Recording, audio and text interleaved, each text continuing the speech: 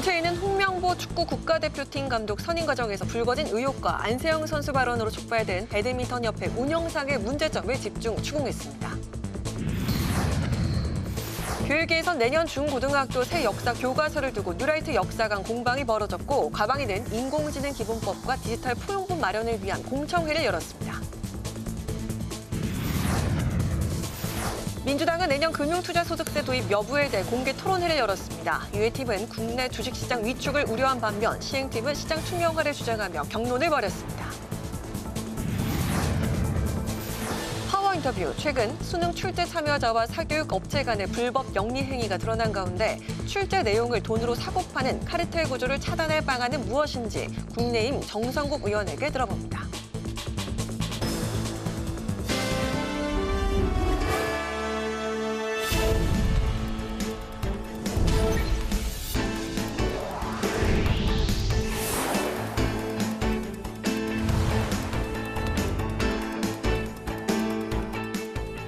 여러분 안녕하십니까? 9월 24일 화요일 국회 라이브 6 시작하겠습니다. 오늘은 문화체육관광위원회 중계방송으로 늦게 방송합니다.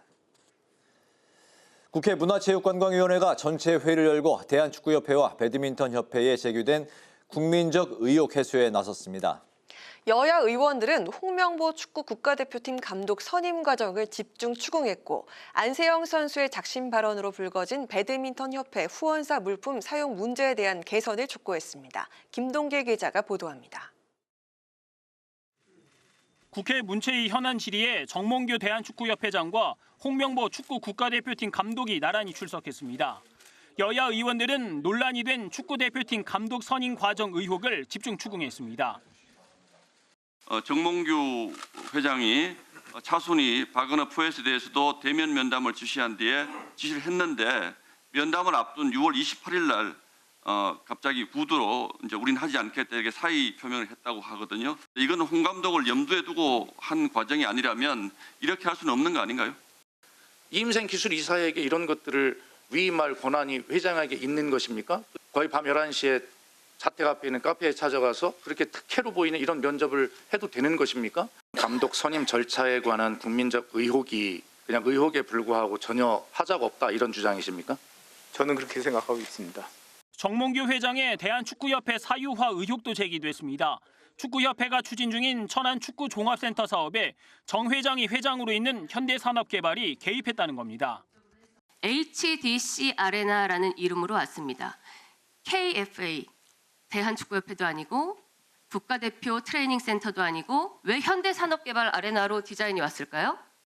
뉴미디어 중계권 계약 의혹도 도마 위에 올랐습니다.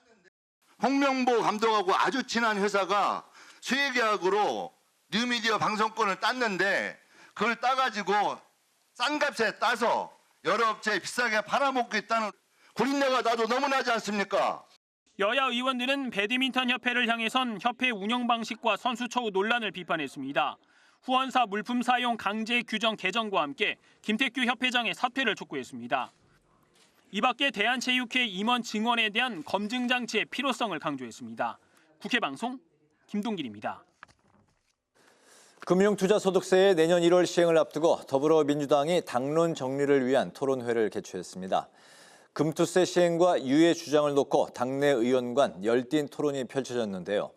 국민의힘은 맞불 간담회를 열고 금투세 폐지를 거듭 압박했습니다. 보도에 강민지 기자입니다. 이재명 대표가 전당대회 과정에서 언급하면서 민주당 내 쟁점으로 떠오른 금투세 유예 완화론. 하지만 이를 두고 지도부 내에서조차 의견이 엇갈리자 당은 공개 토론을 통한 의견 수렴에 착수했습니다. 시행과 유예팀으로 나뉘어 진행된 토론회에서 시장 형평성을 위해 금투세 도입이 필요하다는 주장과 시장 선진화가 우선이라는 주장이 팽팽히 맞섰습니다. 시장에 대한 신뢰와 예측 가능성도 높여서 시장 투명성을 업그레이드하는 세제 개편이라고 할 수 있습니다. 때문에 저희 유예팀은 금투세 도입 필요성에는 공감하지만 이보다 먼저 자본시장 선진화와 증시 부양이 필요하다고 주장합니다. 민주당 지도부는 이번 토론 결과를 바탕으로 이르면 모레 정책의총을 다시 열어 금투세에 대한 당론을 정한다는 방침이지만 이재명 대표를 비롯해 금투세 유예를 지지하는 최고위원들의 공개 발언이 이어지면서 사실상 유예 쪽으로 무게가 실린 것 아니냐는 관측이 나옵니다. 하지만 토론회에서 개인 투자자들의 소동이 이어지는 등 금투세 완전 폐지를 요구하는 시장의 압박이 큰 상황. 이제 와서 민주 쫓아낸다? 이게 민주입니까? 무슨 막말입니까? 정당하게 국민으로서 할 얘기 하는 겁니다. 국민의힘도 개인 투자자들과 함께하는 정책 간담회를 열며 금투세 폐지를 연일 압박했습니다. 국민의힘은 민주당 토론회를 이상한 역할극이라고 비판하며 금투세 폐지만이 정답이라고 목소리를 높였습니다. 도입을 해놓고 유예한다는 메시지를 보낸다는 것은 일종의 자폭 행위에 가깝다고 생각합니다. 왜 우리가 그 자폭을 해야 합니까? 한편 민주당 토론회에서 금투세 도입으로 주가가 하향할 땐 인버스에 투자하라는 한 의원의 발언이 논란이 됐는데 한동훈 대표는 민주당은 대한민국 인버스에 투자하자는 것이냐며 꼬집기도 했습니다. 국회 방송 강민지입니다. 국민의힘은 민주당에서 검사가 법을 왜곡해 기소할 경우 이를 처벌하는 일명 법 왜곡죄를 추진하는 것을 강하게 비판했습니다. 당정 협의를 개최하고 청년들을 위한 취업 지원 대책도 논의했습니다. 김지수 기자입니다. 더불어민주당이 검사 탄핵과 법 왜곡죄 등 검찰 압박용 입법에 나서자 이를 강하게 비판한 국민의힘. 검찰이 공직선거법 위반 혐의로 이재명 대표에게 징역 2년을 구형하자 민주당이 검찰에 대한 전방위적 보복에 들어간 것이라고 분석했습니다. 국회의 입법권을 개인의 사적 보복에 동원하는 것은 민주주의가 아니라 한낱 광기에 불과합니다. 그러면서 헌법을 우롱하는 보복의 정치를 끝내고 민생을 지키는 정치로 함께 나아가자고 촉구했습니다. 여당은 정부와 당정협의회를 갖고 청년들을 위한 취업 지원 대책도 논의했습니다. 청년 고용 지표가 역대 정부와 비교해 양호한 편이지만 청년들이 체감하는 고용은 여전히 어려운 상황이라며 당과 정부가 이 문제를 함께 풀어가겠다고 밝혔습니다. 장기적으로 노동개혁과 교육개혁으로 청년 일자리 문제의 근본 원인인 노동시장의 경직성과 이중구조 문제를 해결해 나가고 김상훈 정책위의장도 내년도 취업 지원 예산이 올해에 비해 16% 증액됐다며 예산 심의 과정에서 증액이 더 필요한 부분이 있는지 꼼꼼히 살피겠다고 밝혔습니다. 특히 청년 취업 대책이 연금과 노동, 교육개혁과 함께 추진돼야 한다며 청년들이 원하는 직장에 취업해야 연금 개혁도 내실 있게 추진될 수 있다고 강조했습니다. 국회 방송 김지수입니다.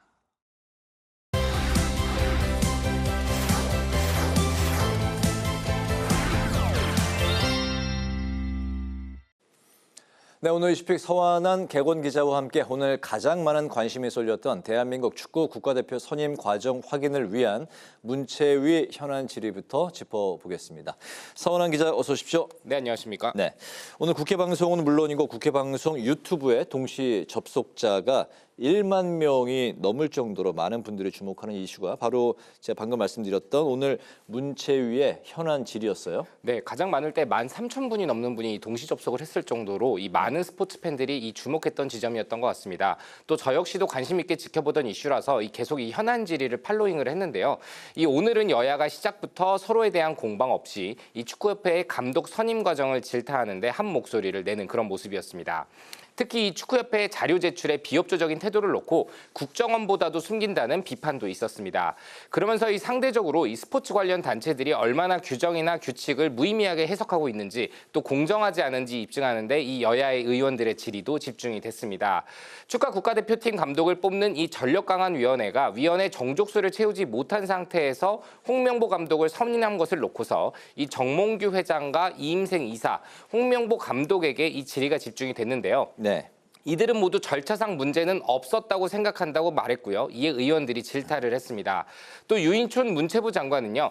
공정한 절차를 벗어난 것이라 생각하고 절차적인 것은 굉장히 중요하다며 현재 조사가 진행 중인데 다음 달 2일이죠. 이 부분에 대해서만 먼저 발표를 할 계획이라며 어느 정도 문제가 드러난 바가 있음을 시사했습니다. 이에 의원들이 홍명보 감독에게 문제가 사실로 드러나면 책임지고 사퇴하겠냐고 여럿 물었지만 홍 감독은 문제가 없었다고 생각한다. 현재 월드컵 예선이 진행 중인 중요한 상황이라며 사퇴하지 않겠다는 뜻을 내비치기도 했습니다. 네, 정부, 부처, 여야 모두 이제 강하게 질타하고 있는 상황인데 오늘 문체위 현안 질의에서는 안세영 배드민턴 선수가 제기했던 의혹들에 대한 그런 질의도 있었죠? 네, 그렇습니다. 특히 제가 조심스럽게 전망해보는 부분은 내일 조간신문들에서 이 민영배 의원이 공개한 안세영 선수의 발사진이 나오지 않을까 이런 예상을 좀 해보고 싶었는데요.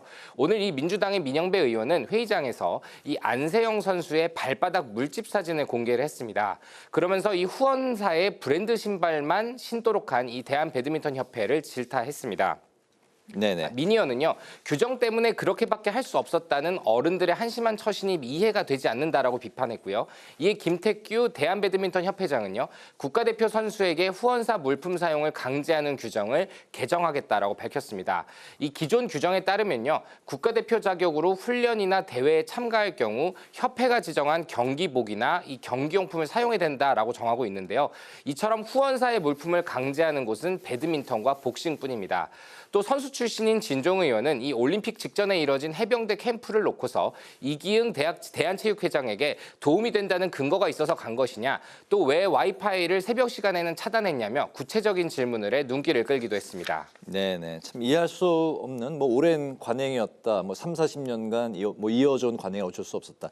이런 그 해명만으로는 참 이해하기 힘든 이야기들이 많이 있었던 자리였던 것 같습니다. 오늘 저녁에 이뤄지게 될 당정 회동에 대해서 이야기를 좀 나눠보죠. 어제 대통령실의 입장이 나오면서 독대는 없다 이렇게 이제 밝혀졌는데 독대의 의미 좀 어떻게 해석을 할 수 있을까요? 네, 사실 정치권에서는 여러 명, 특히 이 10명이 넘는 자리가 이뤄졌을 경우에 진솔한 대화는 어렵다라고 입을 모아서 얘기를 합니다. 네. 때문에 이 한동훈 대표가 제안한 독대는 여러 이슈에 대해서 자신의 생각을 설명하고 또 윤석열 대통령을 설득하기 위한 자리의 필요성을 의미할 겁니다.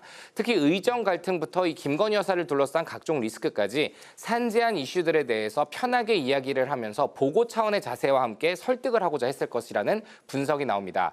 특히 이 정치를 말의 정치라고 하는 측면에서 봤을 때 어제 대통령실의 대변인 브리핑은 현재 이 간극을 잘 보여준 것 같습니다. 이번 만찬에 대해서 대통령실 상견례 성격이 강하다면서 독대 가능성을 묻는 질문에 대해서는 독대라는 것이 꼭 내일, 그러니까 오늘 해야만 성사되는 것은 아닐 것이다라고 선을 그었습니다. 이 불협화음은 아니라고 하면서도 현재는 접점을 찾아가는 과정이다 이렇게 진단을 했는데요. 이 발언을 거꾸로 해석하면요. 이견은 분명히 있었다는 것을 인정한 셈이 되거든요. 이 대통령실 브리핑 이후 한동훈 대표는 지나간 얘기다. 저는 지금 이 공개적으로 얘기하긴 어려운 중요한 사안에 있다라면서 오히려 말을 아끼는 그런 모습이기도 했습니다. 네. 대통령과 당대표의 관계가 많이 불편해졌다는 것은 정치권은 물론이고 여권에서 특히나 공공연하게 나오는 이야기입니다. 이 대통령의 체코 순방 후의 귀국 자리에서도 이 한동훈 대표와는 1초 악수만 하고 오히려 이상민 장관과는 50초 동안 인사를 하는 것이 비교가 되기도 했는데 이 독대 불발도 사실 대통령의 결정이라는 게 이 주변 참모들의 의견도 종합적으로 반영된다는 측면에서 단순하게 이 갈등을 해프닝으로만 볼 수는 없을 것 같습니다. 네, 만찬의 분위기가 좀 많이 궁금해지네요. 네. 오늘 이슈픽 서한한 객원 기자와 함께했습니다. 오늘 말씀 잘 들었습니다. 고맙습니다.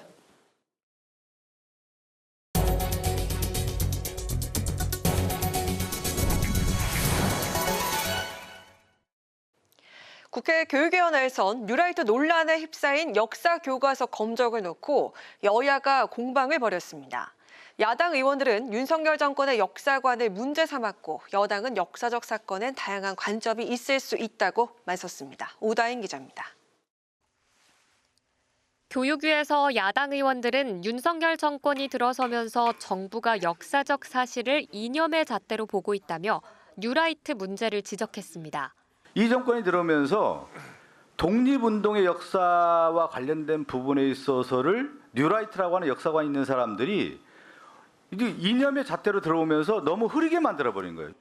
야당에서는 특히 고교 한국사 교과서 9종 가운데 5종이 여순 사건 부분에 반란이라는 표현을 사용했다며 수정도 요구했습니다. 그러자 이주호 부총리 겸 교육부 장관은 일부 군인에 한정해 반란군이라는 표현을 사용한 것이라고 반박했습니다. 진압 명령을 거부한 일부 군인에 한정해서 이제 반란군 표현이 있는 것으로 알고 있습니다. 그래서 전체적으로 그 여순 사건이 반란이다 하는 그런 취지는 아닌 것으로. 반면 여당은 검정을 통과한 교과서 가운데 한 출판사는 북한의 입장을 그대로 쓰며 진보적 시각을 담았다고 맞받았습니다. 또 역사적 사건에는 다양한 관점이 있을 수 있다며 교과서 개편 때마다 되풀이되는 좌우 이념 논쟁은 사라져야 한다고 주장했습니다. 이거 부디 이제 교육부에서 좀 백서를 만들어 가지고 다음 교육과정 개편 때는 이 반복되지 않도록 좀 하는 게 본 의원이 생각인데 어떻게 생각하십니까, 장관님? 특히 이제 역사 교육을 둘러싼 좀 그 소모적인 갈등을 끝내고 우리 아이들에게 올바른 정체성을. 조국혁신당은 교육부 직원인 이 부총리 청년 보좌역이 한국학력평가원 교과서 집필에 참여한 점을 문제 삼았습니다. 이에 대해 이 부총리는 교육부 직원이어도 교과서 집필이 가능하다며 절차상 문제가 없다고 일축했습니다. 국회방송 오다인입니다. 지난 21대 국회 문턱을 넘지 못했던 AI 기본법이 국회 과학기술정보방송통신위원회에서 법안 심사에 착수했습니다. 여야 모두 AI 기본법 제정의 뜻을 모은 가운데 전문가들은 산업 육성과 규제 사이에서 조화를 찾아야 한다고 조언했습니다. 이승지 기자의 보도입니다. 최근 딥페이크 논란이 사회적 문제로 떠오르면서 여야가 AI 기본법 제정의 뜻을 모았습니다. 국회 과방위가 진행한 AI 기본법 제정 공청회에서 여야 의원들은 인공지능의 발전 과정에서 위험 요소를 제거하고 방지하기 위해 규제 프레임을 제시하는 것과 지능 정책에 방점을 두는 것 사이에서 면밀한 검토가 필요하다고 강조했습니다. 지금 이제 AI 관련 기본법이 만들어지는 건데 이게 육성과 규제를 조화롭게 만드는 게 중요한데 여기서 이제 지금 여러분들께서 지적해 주셨다시피 규제가 과도할 경우에 유럽처럼 이제 AI의 어떤 육성을 저해하는 부작용이 있을 수 있고요. 대체적으로 기본법 자체를 반대하시는 것 같지는 않습니다. 전부 빨리 하자라는 건데 그거를 어디에 이제 방점을 둬서 좀 보완할 것이냐 이런 문제 같습니다. 그중에 이제 시민사회 안이라고 하시는 그쪽 부분이 이제 안전이나 이쪽 규제 부분을 좀 더 강조하시는 것 같고 나머지 부분들은 대체적으로 다 조속히 기본적인 그러니까 어떤 스페시픽한 구체적인 내용보다는 일단은 서비스 결과에 대한 어떤 규제도 최소화하면서 빨리 진행하자라는 이야기가 주된 것 같습니다. AI 전문가들은 기술 자체를 제한하기보다는 오남용 방지에 초점을 맞추고 인공지능 기술 기업성과 인재 유치, 유출 방지 등 지능 정책에 방점을 둔 입법이 이루어져야 한다고 촉구했습니다. 이 협약은 생성 AI 결과물에 출처를 표시하고 딥페이크 컨텐츠를 탐지하며 일반 대중의 AI 리터러시를 증진시켜 사회적 회복 탄력성을 증진하는 것을 핵심으로 합니다. 디지털 포용 관련 법률안에 대한 전문가 의견도 들었습니다. 디지털 포용법은 모든 국민이 디지털 기술의 혜택을 누릴 수 있는 법적, 제도적 틀을 마련하는 것인데 전문가들은 디지털 포용에 대한 명확한 규정이 필요하다고 입을 모았습니다. 디지털 포용이란 사회 모든 구성원이 차별이나 배제 없이 지능정보 기술을 활용하고 지능정보 서비스를 이용할 수 있도록 하여 삶의 질 향상과 지속 가능한 포용적 성장을 추구하는 물리적, 사회적, 정책적 환경 조성을 말한다. 또 디지털 기기 사용과 관련한 교육의 필요성도 제기됐습니다. 공청회를 시작으로 22대 국회에서 AI 기본법 제정에 속도가 붙은 가운데 전문가들은 유럽연합이나 미국 등 글로벌 AI 규범을 토대로 우리 특색에 맞는 규범이 만들어져야 한다고 조언했습니다. 국회방송 이승지입니다. 국민의힘 미디어 특별위원회가 방심위에 민원인 개인정보 유출에 민주당에 연루된 의혹이 있다고 주장했습니다. 특위는 한 방송사가 입수한 민원인 정보의 수준이 단순한 민원 기재 정도가 아니었다며 경찰이나 정부 부처 또는 국회의원의 도움이 아니면 알 수 없는 내용이라고 지적했습니다. 특히 류희림 방심위원장 민원 사주 의혹 보도에서 국회 과방위 소속 의원실을 통해 자료를 입수했다고 밝혔다며 민주당은 즉각 청문회를 중단하고 수사를 받아야 한다고 덧붙였습니다. 더불어민주당이 10월 국정감사에서 정부의 체코 원전 수주 계약의 경제성을 철저히 검증하겠다고 밝혔습니다. 진성준 정책위 의장은 오늘 원내대책회의에서 정부가 원전 세일즈 성과를 위해서 무리하게 덤핑 수주에 뛰어든 게 아닌지 살펴보겠다고 말했습니다. 특히 체코 대통령이 최종 계약 체결 전까지 확실한 게 없다는 모호한 입장을 취했다며 우리나라의 이익이 아직 불확실한 상황이라고 주장했습니다. 개혁신당은 민주당이 이른바 서울의 봄 4법을 추진하는 것을 두고 민심의 광풍을 걱정해야 한다고 지적했습니다. 이해숙 부대변인은 논평에서 김민석 민주당 수석 최고위원이 정부가 계엄을 선포할 때 국회의 동의를 받아야 한다는 법을 발의한 건 자신들의 정치적 유불리만 따지는 것이라고 밝혔습니다. 개혁신당은 이재명 대표 사법 리스크에 대한 반발과 계엄령 괴담에만 급급해서 민주당이 야당으로서 존재의 가치를 상실했다고 비판했습니다. 우원식 국회의장이 대한민국 헌정회 창립 56주년 기념식에 참석해서 우리 사회의 변화를 담아내는 개헌이 이루어지도록 노력하겠다고 밝혔습니다. 우 의장은 또 대통령제로 인한 권한 불균형, 여야 의석수 등으로 인해 국회 운영에 갈등 요인이 있다며 앞으로 헌정회에 많은 조언을 기대한다고 당부했습니다. 오늘 기념식에는 정대철 대한민국 헌정회 회장, 주호영 국회 부의장 등이 참석했습니다.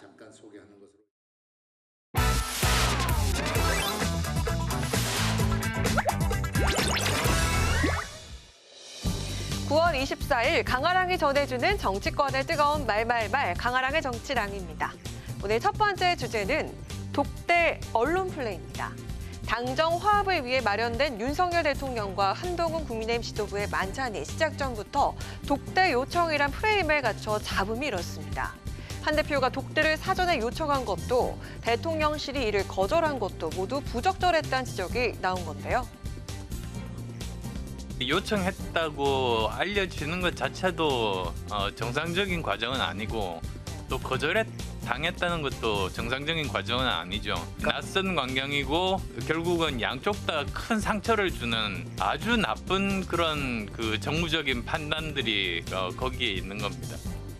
일종의 불신 비용이라고 생각해요. 예. 그러니까 신뢰가 있다면 밥 먹으러 모였더라도 잠깐 이야기 좀 합시다. 모퉁이에 가서 서서라도 이야기할 수 있고 그렇거든요. 언론에 공개가 되는 것 자체가 뭔가 신뢰의 정도가 낮아진 건가? 독대 요청을 언론에 사전 노출하는 건 무슨 경우냐라는 대통령실 측의 반발에 한동훈 대표 측은 의도적으로 노출한 바가 없다면서 앞서 양측이 유축 경로 공방을 벌이기도 했습니다. 그러니까 당 내부의 비판은 굳이 독대 요청을 공공연하게 노출해서 긁어부스럼을 만든 게 아니냐는 지적인 겁니다. 형식이 또는 절차가 국민들께서 원하는 많은 이 여러 현안들을 논의해야 되는 내용을 바꾸고 내용에 앞서갈 문제인지는 저는 좀 다시 생각해 볼 필요가 있다고 생각을 합니다. 한동훈 대표 역시 당대표가 대통령에게 독대를 요청했다는 것 자체가 보도되면 안 되는 사실이냐라고 반문하면서 특별한 흠집내기와 모욕 주기로 생각진 않는다 이렇게 반박을 했습니다. 결과적으로 한 대표가 요청한 독대는 이뤄지지 않고 그 과정에서 누가 독대 요청을 언론에 흘렸는지를 둔 양측의 기싸움만 남게 된 겁니다. 홍준표 대구시장은 결과를 만들어내기 위한 독대가 아니라 보여주기식 쇼에 불과하다면서 독대의 주가나 올리려고 하는 시도는 측은하고 안타깝다라고 비판했습니다. 대통령과의 독대 성사 여부가 한 대표가 리더십을 증명하고 당정 간의 조율을 모색하려던 중요한 기회였던 만큼 향후 정치적 타격이 불가피할 것이란 관측도 나옵니다. 오늘 만찬 이후 과연 둘 사이 독대가 따로 이뤄지고 갈등 양상이 해결될지 여부의 기추가 주목됩니다. 자, 오늘 두 번째 주제는 법 왜곡죄 도입입니다. 국회 법제사법위원회가 어제 전체 회의를 열고 일명 법 왜곡죄로 불리는 형법 개정안을 상정한 가운데 여야의 치열한 공방이 예상되고 있습니다. 법 왜곡죄는 쉽게 말해 법을 잘못 적용하거나 왜곡한 검사를 처벌하는 법안인데요. 판사나 검사 등이 그릇된 목적으로 실체적 진실을 외면하거나 법을 부당하게 적용하는 행위 등을 법 왜곡으로 보고 이를 처벌하는 조항입니다. 최대 10년 이하의 징역에 처하도록 하는 내용이 담겨 있는데요. 이에 법무부는 법 왜곡 자체를 판단하기 어렵다면서 반대 뜻을 밝혔습니다. 무죄가 났다는 이유만으로 법 왜곡이 있었다고 하기는 상당히 좀 어렵고 기존의 형사처벌 규정으로 충족할 수 있는 그런 내용들이 많이 있다고 생각합니다. 민주당은 검찰이 김건희 여사에 대해 봐주기 수사를 하고 있다면서 법 왜곡죄 필요성을 강조했는데요. 명품백이 제공됐음에도 불구하고 알선수재가 성립되지 않는다. 고의로 봐준 거라면 그 검사는 이 법에 의해서 처벌받을 것입니다. 우리나라에서 짜장면에 그 머리카락이 들어가도 변상하는데 그냥 마음대로 나중에 무죄 나는 것을 의도적으로 잘못해놓고서 아무 문제가 없다면은 검사가 너무 편한 직업 되는 거 아니겠습니까? 저는 그 책임의 무게만큼 또 그 책임을 지게 하는 것이 국민적인 정의가 될 것이다 이렇게 보고 있습니다. 국민의힘은 이 대표를 지키기 위한 방탄 입법이자 정치 보복용 입법권 남용이라면서 비판하고 있습니다. 이 대표를 기소한 검사와 그에게 유죄 선고를 할 판사를 겁박하겠다는 의도라고 의심하고 있는 겁니다. 국회의 입법권을 개인의 사적 보복에 동원하는 것은 민주주의가 아니라 한낱 광기에 불과합니다. 오늘 11월 15일 이재명 대표의 공직선거법 위반 혐의에 대한 1심 선고가 예고된 상황에서 사법 리스크 대응 강화란 분석이 나오고 있는 건데요. 이 판결을 만약에 사법부가 낸다면 민주당보다는 국민적 저항운동에 정말 직면할 것이다. 그럼 민주당은 지금 법원을 무시하겠다는 거예요? 그 국민적 저항에 민주당이 함께하겠다라는 게 들어가게 되면 저는 이거는 민주당이 굉장히 우려스러운 지금 판단과 행동을 하는 것이 아닌가. 지난 20대와 21대 국회에서 발의했다가 폐기된 바 있는 법 왜곡죄. 여야가 첨예하게 맞서고 있는 가운데 과연 이번 국회에선 국민들을 설득하고 입법에 성공할 수 있을까요? 지금까지 강아랑의 정치 랑기였습니다.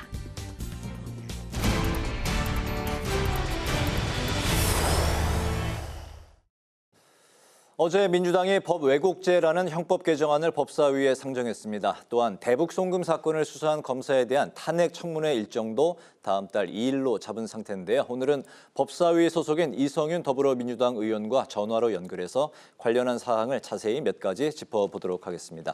안녕하십니까? 안녕하십니까? 안녕하십니까? 네. 민주당이 어제 법사위에 상정한 형법 개정안 법 왜곡죄는 검사가 무리하게 수사나 기소를 하면 10년 이하 징역 또는 자격정지에 처하도록 하는 내용을 담고 있는데요. 법무부는 법 왜곡을 판단하기 어렵다면서 반대의 뜻을 분명히 밝혔습니다. 또 검사 출신이자 법사위원으로서 이른바 법 왜곡죄에 대해서 당위성에 대해서 먼저 설명을 좀 들어봐도 될까요? 예. 말씀하셨다시피 윤석열 검찰 정권에서 검찰의 조작 수사 정말 이게 무도함이 도를 넘고 있습니다. 과거에 그 한명숙 사건에서 한만호 씨를 회유한 걸 아실 겁니다. 진술만 잘 되면 곧바로 나갈 수 있을 것이다. 재기할 수 있도록 도와주겠다. 이런 식으로 피의자를 회유하고 협박했지 않습니까? 이런 검사가 범죄 여부를 발견하고도 수사를 하지 않거나 또는 범죄 사실 인정됨에도 기소를 하지 않은 경우에 처벌하는 것이 법 왜곡죄입니다. 윤석열 검찰 정부 들어서 자기 편은 수사하지 않고 상대편만 야당 대표 전 정권의 주야장천 수사를 하고 있지 않습니까? 이런 수사를 못하게 하게 하는 법이 법 왜곡죄입니다. 우리나라만 있는 게 아니고 유럽에도 있는 죄입니다. 네네. 네. 이를 두고 여당에선 그 이재명 대표를 위한 정치 보복용이라면서 비판을 하고 있는데요. 이재명 대표의 사법 리스크에 직면한 민주당이 검찰을 향해서 전방위적인 압박을 가하고 있는 거란 지적에 대해서 좀 반론을 해주시자면요. 저는 이렇게 봅니다. 비단 이 대표뿐만 아니고 일반 국민이라도 이렇게 할 수 있을까? 제가 아까 방금 말씀드린 것처럼 윤석열 전 검사를 정점으로 검찰이 수직 계열화돼가지고요. 정말 이 사유화된 검찰에서는 자기 편은 수사하지 않고 상대편만 주야장천 수사하고 있지 않습니까? 이게 정말 자신과 윤석열 대통령은 자신과 가족에 관대하고 상대편만 수사권 휘두른 것이야말로 정말 이게 국민들이 이게 잘못된 거다, 정치 보복이라 하고 있습니다. 그래서 저는 이 수사에 대해서 이재명 대표뿐만 아니고 일반 국민이라면 이렇게 수사해야 되는가 묻고 싶습니다. 정말 검찰 개혁이 필요한 이유를 웅변으로 말해주고 있다고 생각합니다. 네. 법사위가 다음 달 2일 대북 송금 사건을 수사했던 박상용 검사에 대해 탄핵 청문회를 열기로 했습니다. 검사 탄핵 청문회가 열리는 게 이제 이번이 이제 두 번째인데요. 박 검사 불참이 예상되고 있는 상황이기 때문에 또다시 맹탕 청문회가 되는 게 아니냐 이런 우려의 시각도 있습니다. 어떻게 전망하고 계실까요? 예, 아시다시피 그 탄핵 제도라는 게 일종의 특수한 징계 제도입니다. 검찰은 자기들이 잘못한 것에 대해서는 국민들이 그렇게 지적을 해도 수사도 하지 않고 징계도 하지 않습니다. 그러니까 국민의 대표 기관인 국회에 나서서 검찰을 탄핵했게 되는 거거든요. 지난 1차 검사 탄핵 청문회에서 검사들 보시지 않습니까? 출석도 안 하고 국민들을 무시하는 행위가 너무 도를 넘었습니다. 정말 검사도 다른 공무원도 특별한 공무원이 아닙니다. 행정부 소속 공무원입니다. 이 정도의 비리를 저질렀으면 행정부 공무원들은 중징계를 받는데 검사들은 징계를 받지 않습니다. 그래서 국민들에서 선출된 국회에서 이런 무시하는 행위에 대해서 반드시 청문을 통해서 비리를 밝혀내고 반드시 징계 처벌하겠다 이런 의지를 밝힙니다. 네, 10.16 재보궐선거를 20일 앞두고 있습니다. 민주당과 조국혁신당 간의 호남 쟁탈전이 본격화하고 있는데요. 이재명 대표가 전남 영광을 찾아서 기초단체장 선거에 달려든 모습도 정말 이례적이었습니다. 자, 그런데 양당 간의 갈등과 신경전도 상당해 보이는데요. 비방성 표현 등이 논란이 좀 되기도 했죠. 이번 재보선에 임하는 민주당의 각오와 전망을 좀 들어볼까요? 조국 전 대표의 말씀 저 보도를 봤는데요. 이게 어떤 잠시 스쳐가는 표현일 뿐이고 이제 양당이 더 잘하기 위해서 경쟁하는 거다. 이 경쟁이 본격화되고 있다고 생각합니다. 저는 이게 선거라는 것이 참으로 국민의 마음을 얻어가는 과정인데요. 당연히 경쟁을 통해서 누가 국민에게 더 설득을 하고 정성을 다하느냐 이게 중요하다고 봅니다. 우리 민주당 이재명 대표가 오늘 페이스북에 군주민수라고 했습니다. 국민의 무리고 선출 공무원은 배라는 뜻입니다. 언제든지 국민은 국민을 배를 띄울 수 있지만 배를 뒤집을 수 있다는 뜻이거든요. 이거 봐서 저희 민주당도 보궐선거에 대해서 당원과 함께 정말 최선을 다해서 민주당을 홍보하고 설득하는 데 노력하겠습니다. 네. 네, 오늘 말씀 여기까지 듣겠습니다. 고맙습니다. 예, 감사합니다. 지금까지 민주당 이성윤 의원과 이야기 나눠봤습니다.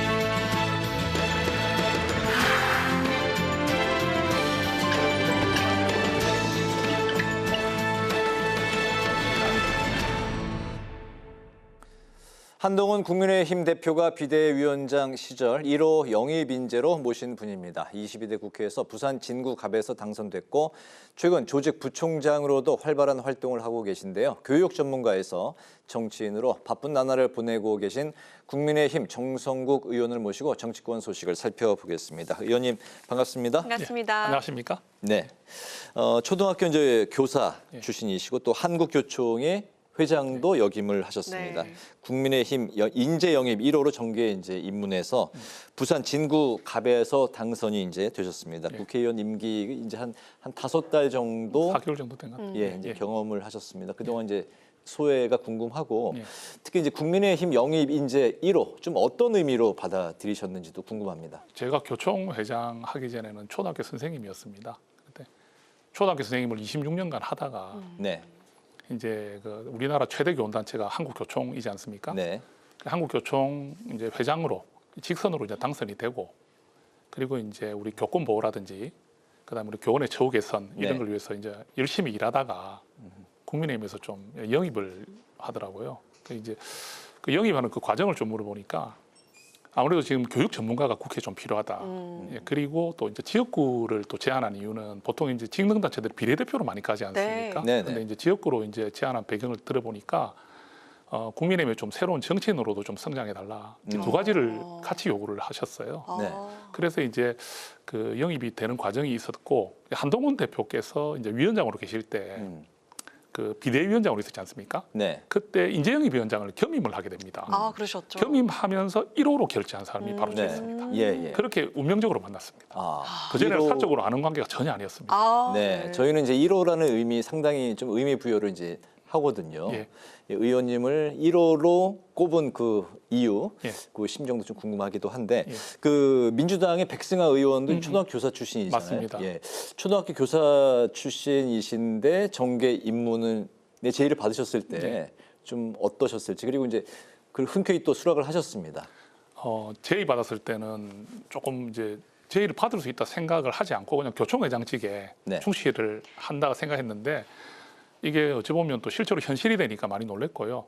근데 더 이제 좀 놀랬던 것은 아무래도 지역구 출마를 권유하니까 네. 백성화 의원 같은 경우도 비례대표로 지금 들어갔거든요. 그렇죠. 네. 그래서 저는 이제 선거전을 또 치러야 되는 이제 국회의원 선거를 해야 되는 사람이 되지 네. 않습니까? 경험이 없으셨는데. 그렇죠. 이제 교총회장 선거는 해봤지만 네네. 또 국회의원 선거는 처음 해봤기 그렇죠. 때문에 네네. 그런 부분에서 좀 쉽지 않았고 또 그 지역구를 가니까 그 상대 후보께서 또 부산 진구청장 출신이신 분이 미리 또 그 구청장 출신. 자리를 좀 잡고 네. 이렇게 인지도를 올려놨더라고요. 저희 방송에서 출연하셨었습니다. 그러셨습니다. 네. 예, 그래가지고 오신 분들이 이게 영입 이제 1호로 온 부분은 상당히 이제 좋은데 이게 인지도가 좀 낮고 또 너무 새로 와서 50일 만에 총선 50일 전에 내려왔기 때문에 네. 언제 빨리 이렇게 인식을 시킬 건가에 걱정을 했는데 그래도 이제 좀 확실한 효과가 있었던 것은 한동훈 영입 인재 1호라는 부분 그리고 상징성. 교육 전문가 네. 네. 그리고 교육 이제 부산에서 53년간 태어나서 살았던 그 인생의 과정들이 네네. 우리 부산 친구가 국민들에게 많이 알려지면서 좋은 결과가 나왔다고 생각합니다. 그렇군요. 네.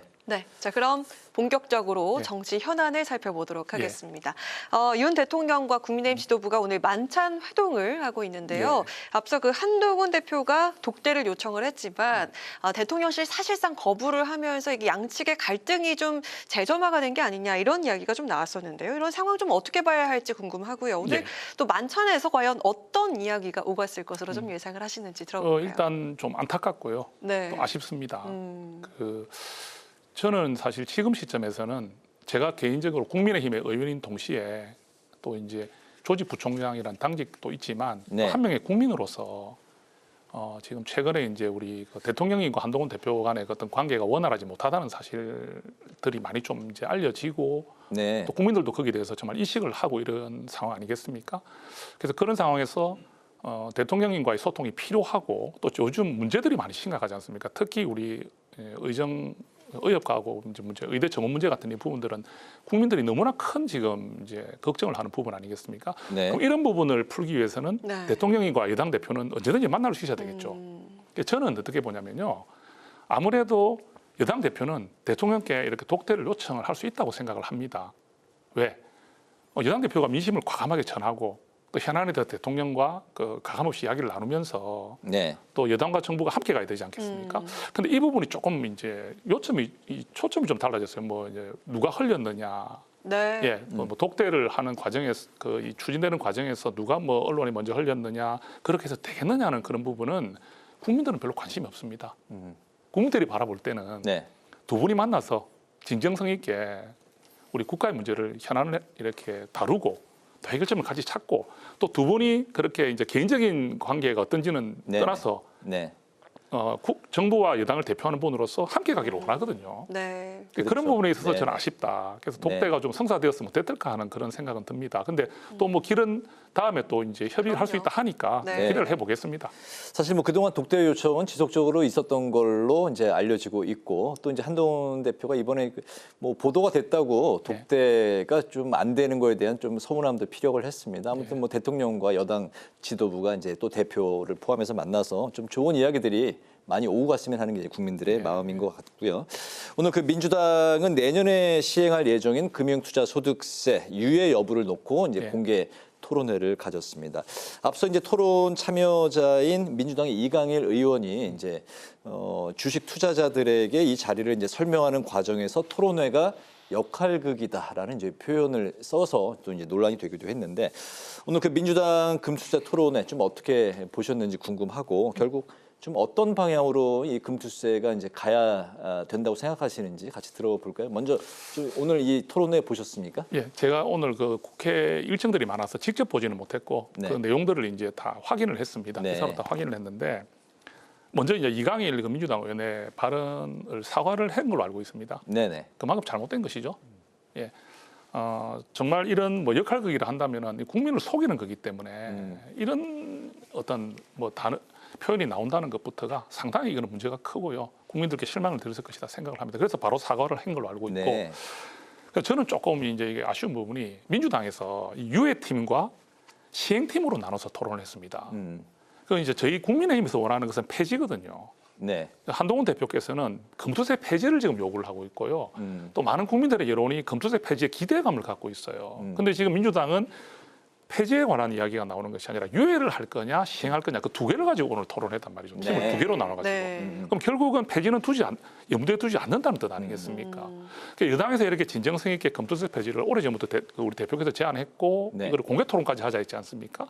그러면 민주당이 유예 시행과 함께 폐지에 대한 부분도 다뤄야 되지 않습니까? 저는 이런 부분이 오늘 이 금투세 토론이 진정성을 좀 제대로 느낄 수가 없는 상황이라 보고요. 또 우리 국민들께서 또 주식 지금 그 해당자들이 1,400만이라 그러거든요.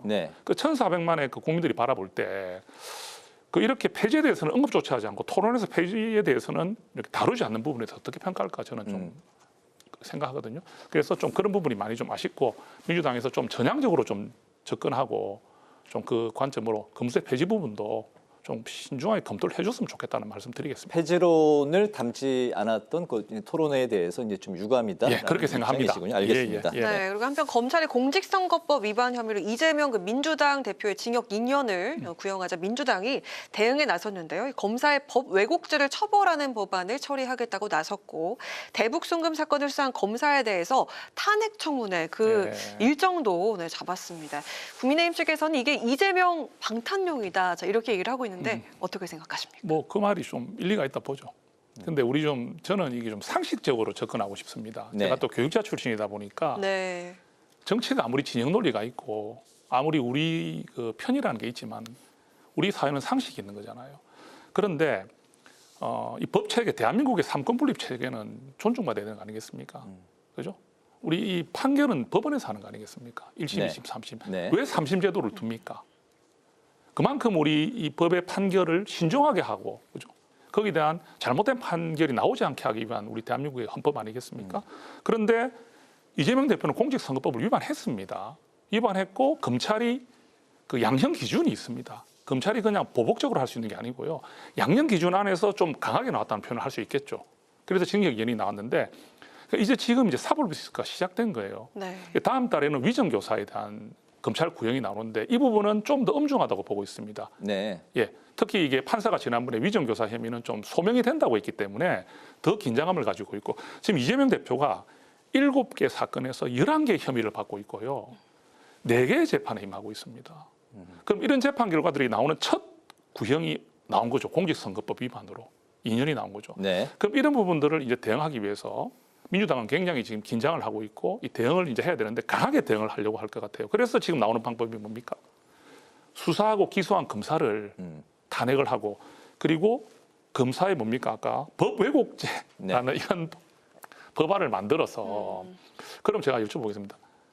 검사가 무리한 기소를 했는지 안 했는지 그 기준이 도대체 뭡니까? 민주당이 바라볼 때 무리한 기소를 하면 무리한 네. 기소가 되는 거잖아요. 그 기준이 뭐죠? 검사가 수사를 해서 기소를 하느냐 기소유예를 하느냐는 검사의 권한입니다.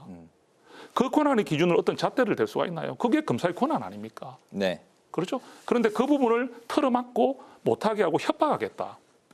이렇게 하면 그럼 앞으로 어떻게 그러면 국회가 이런 식으로 개입해가지고 검사의 그런 어떤 그 조사와 기소 이런 부분을 간섭하고 침해하고 이래버리면 이 법 체계가 바로 쓸 수 있겠습니까? 그래서 네. 저는 이 부분이 굉장히 잘못되었다 이렇게 생각합니다. 네, 법무부가 이제 그 법 왜곡죄인지 아닌지를 판단하기 어렵다 이런 입장을 취했는데 거기 이제 동의합니다. 동의를 하신다는 예, 입장이시고 예, 예.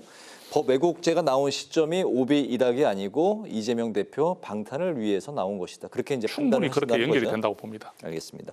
교육 전공자시기 때문에 그 관련해서 이제 발의하신 법안도 이제 좀 살펴볼게요. 지난달 이제 수능 출제자와 사교육 업체 간 불법 영리 행위를 제한하는 법안을 이제 대표 발의하셨습니다. 예, 발의했습니다. 그렇기 때문에 실제 수능 출제 문제 그 이 내용을 갖고 돈을 주고받은 돈이 오고 간 그런 이제 정황이 실제 그런 사례가 있었는지 궁금하고 예. 이 법안에는 좀 어떤 내용이 담겨 있을까요?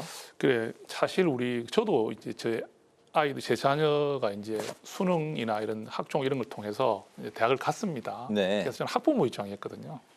근데 이제 그 수능이 한 번으로 우리 인생이 사실 결정되는 그죠? 우리 학생들의 그 인생이 사실 결정된다고 말할 수 있을 정도로 그래서 수능 영어 평가를 듣기 평가를 할 때는 비행기도 안 뜨지 않습니까? 네네. 이게 대한민국 현실입니다.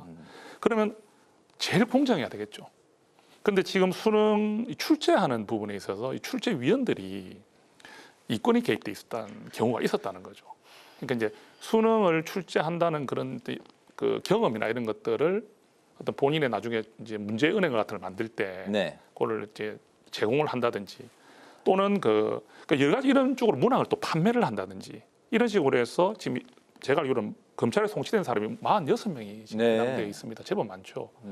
그러면 수능의 출제가 이렇게 지금 공정하지 못하다 돼버리면 학생들이 인생을 걸고 시험을 치는 그 현장에서 그 수능에 대한 공정성이나 어떤 신뢰를 가질 수가 없지 않겠습니까? 네. 그래서 저는 고등교육법 개정안을 이제 발의를 했고요. 결국은 네. 이건 취지는 수능 시험의 공정성 확보입니다.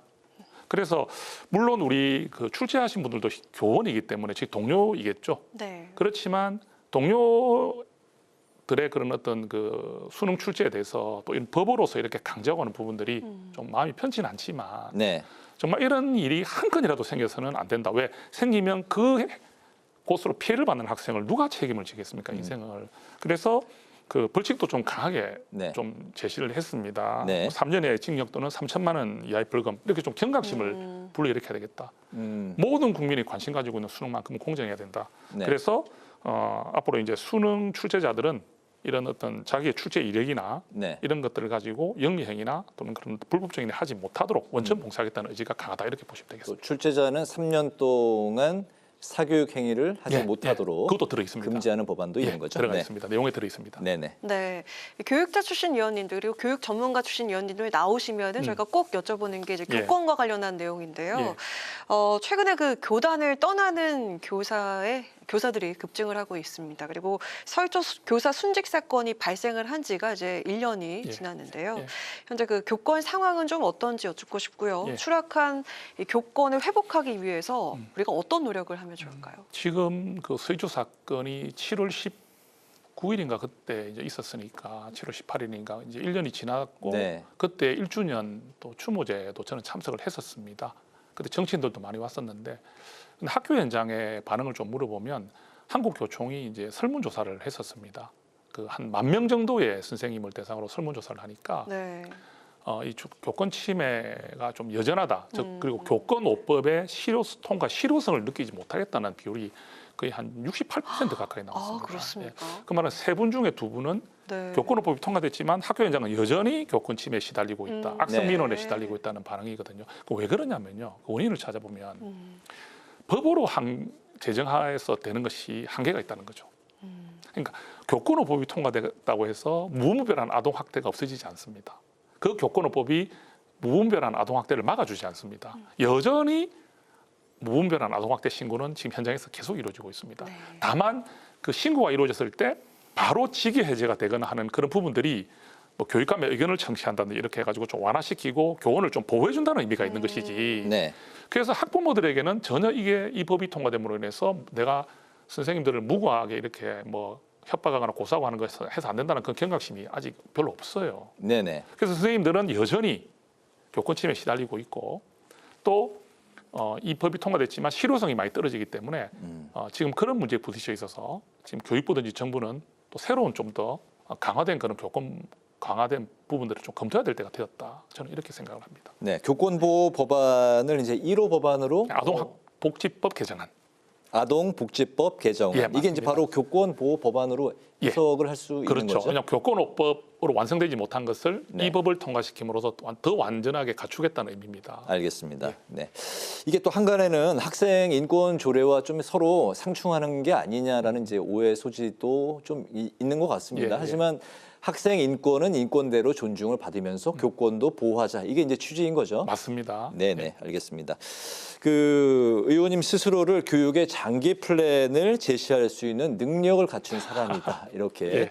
말씀을 하셨습니다. 예. 동시에 이제 아까도 말씀드렸지만 당에서 이제 조직 부총장으로 이제 국민의힘의 당의 여러 가지 이제 조직의 상황을 위해서 이제 중책을 맡고 계신데요. 네. 22대 국회에서 교육 전문가이자 또 정치인으로서 어떤 계획이 있으신지 궁금하고 그리고 다음 달 바로 이제 10월 7일부터 이제 국감이 시작됩니다. 예. 국감 준비는 많이 하셨습니까? 지금 하고 있습니다. 네. 그 우리 보좌진들도 되게 바쁘고요. 교육 쪽으로 이제 준비를 하고 계십니다. 그렇죠. 이제 교육청을 또 많이 내려가게 되거든요. 그러니까 이게 교육부에서 내려오는 정책도 중요한데 실질적으로 그 지역에 있는 교육을 총괄하는 곳은 교육청입니다. 네. 그래서 그 지역에 있는 예를 들어서 부산광역시 교육청이나 이런 교육청들에 대한 국감도 꼼꼼히 준비해서 교육부 대한민국 교육정책을 입안한 교육부의 그 입안 그 부분들이 현장에 잘 적용되는지는 이 교육청을 살펴봐야 되거든요. 그렇게 준비를 하고 있고요. 또 아까 처음에 질문하셨던 그 교육의 장기 플랜을 제시할 수 있는 사람이라고 했다 하셨는데 네. 실제로 그런 말씀을 드린 적이 있습니다. 왜냐하면 그 지금 우리 교육이 그 이제 킬러 문항을 없애야 한다, 안 없애야 한다 이런 뭐 어떤 단편적인 그런 부분들로 지금 접근해서 되는 거는 이제 한계가 있고요. 네. 우리가 지금 저는 수능을 치지 않았습니다. 제가 이제 학력고사 세대를 지나다가 네. 아마 3, 4년 후인가 수능이 시행됐는데 벌써 이미 30년이 되었습니다. 30년 전에 수능 체계를 지금 크게 변화가 왔거든요. 그 체계가 지금 그대로 유지되고 있습니다. 이 세상이 얼마나 많이 바뀌었습니까?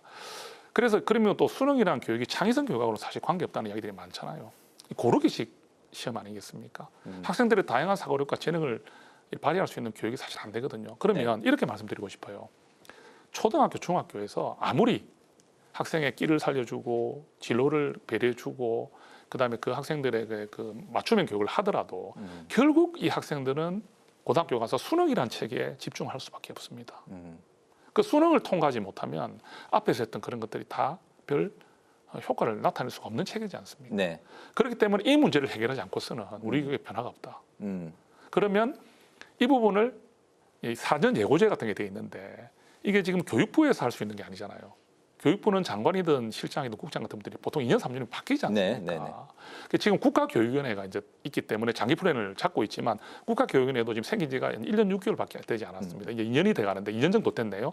그래서 지금 이제 체계를 갖춰가는 과정이고 좀 하고 있지만 그 국가교육위원회에 있는 그런 내용들을 그대로 또 수용하기에는 이 교육적 문제들이 워낙 이슈가 크기 때문에 국회에서도 다뤄봐야 된다는 것이에요. 그래서 저는 대한민국 교육 전문가 특히 학교의 선생님으로 근무했고 또 대한민국 최대 교원단체를 이끌었던 그 경험 그건 합쳐서 대한민국의 교육의 장기 플랜을 좀 제시해 보는 전략 그 계획을 세우고 있습니다. 그리고 국민의힘의 의원으로서는요.